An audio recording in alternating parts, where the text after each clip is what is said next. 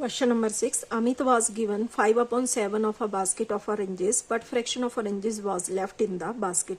Oranges से भरी हुई एक बास्केट में से 5/7 फ्रैक्शन अमित को दे दी गई, तो बताओ उस बास्केट में अब कितने ऑरेंजेस बचे हुए हैं। तो स्टेटमेंट के लिए हम लिख सकते हैं फ्रैक्शन ऑफ ऑरेंजेस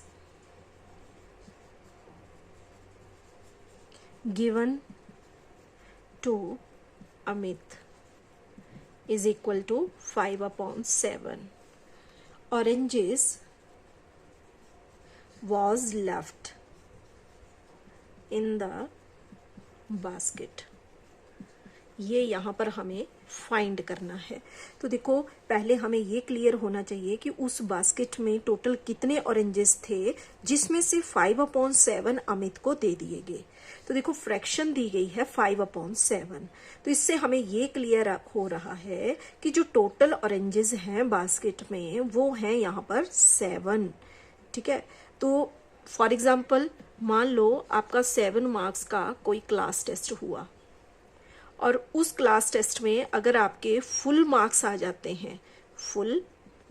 जाते हैं, तो उसमें आपके नोटबुक में जो मार्क्स लिखे जाएंगे वो होंगे 7/7, क्योंकि कितने मार्क्स का टेस्ट था, टोटल 7 मार्क्स का था और उसमें आपने सारे क्वेश्चन सही किए तो उसमें आपको मार्क्स मिले 7/7, यानी कि आपके फुल मार्क्स आ गए। तो यहाँ पर फ्रैक्शन बनी 7/7। ठीक इसी तरह जो ऑरेंजेस की बास्केट यहाँ क्वेश्चन में बताई गई है उसमें से 5/7 फ्रैक्शन अमित को दी गई।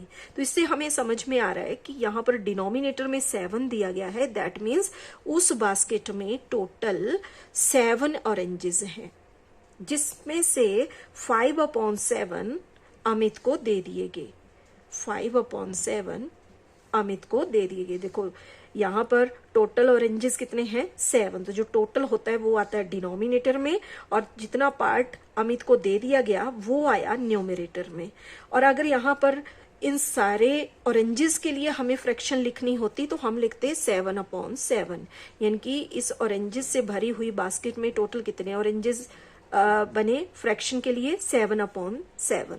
तो यहाँ पर fraction for total oranges in the basket that is 7/7, क्योंकि अमित को जो ऑरेंजेस दिए गए वो फ्रैक्शन में दिए गए हैं, तो इसलिए इस बास्केट में टोटल ऑरेंजेस जितने हैं उसकी भी हमें फ्रैक्शन लिखनी है।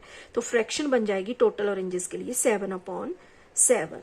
अब ऑरेंजेस लेफ्ट, ऑरेंजेस कितने रह गए उसमें, तो वो हम फाइंड करेंगे total oranges minus oranges given to Amit.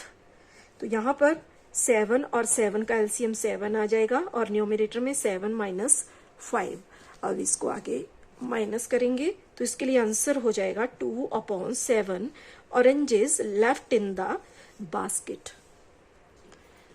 Question number 7, fill the missing numbers. Fractions दी गई है तो यहाँ पर जो फ्रैक्शन मिसिंग है वो हमें फिल करनी है। तो पार्ट 1 में गिवन है 7/10 माइनस ब्लैंक दिया गया है इज इक्वल टू 3/10। तो 7/10 में से क्या माइनस करें कि 3/10 बने। तो देखो फॉर एग्जाम्पल आपसे पूछा जाए कि 5 में से क्या माइनस करें ताकि वो 4 के इक्वल हो, ठीक है। तो हम इसका एकदम से आंसर कर लेंगे कि 5 में से 1 माइनस करेंगे तो 4 आ जाएगा। तो ये 1 हमने कैसे फाइंड किया, ये यहाँ पर आया कि ये जो 5 यहाँ दिया गया है उसको हमने 4 से माइनस कर दिया, 5 - 4, और हमारा आंसर आ गया 1। ठीक इसी तरह यहाँ पर पार्ट 1 में हमने आंसर करना है कि 7/10 में से क्या माइनस करें कि 3/10 आए। तो देखो यहाँ पर जो नंबर था उसको हमने इक्वल टू के बाद जो नंबर दिया गया उसके साथ माइनस कर दिया। ठीक उसी तरह यहाँ पर भी 7/10 को माइनस करना है 3/10 से। तो 10 और 10 का एलसीएम आ जाएगा 10 और न्यूमरेटर में 7 - 3।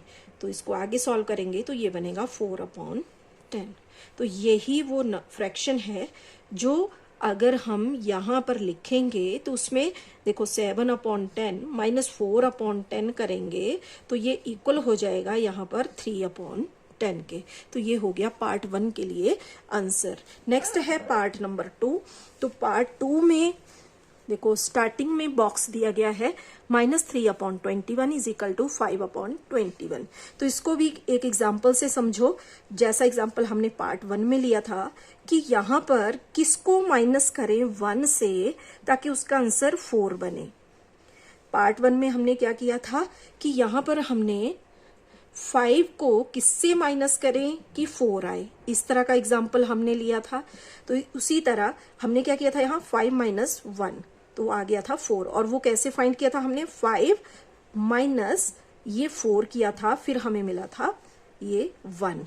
अब यहाँ पर स्टार्टिंग का नंबर मिसिंग है और यानी कि यहाँ पर 5 मिसिंग है और 1 दिया गया है इज इक्वल टू 4।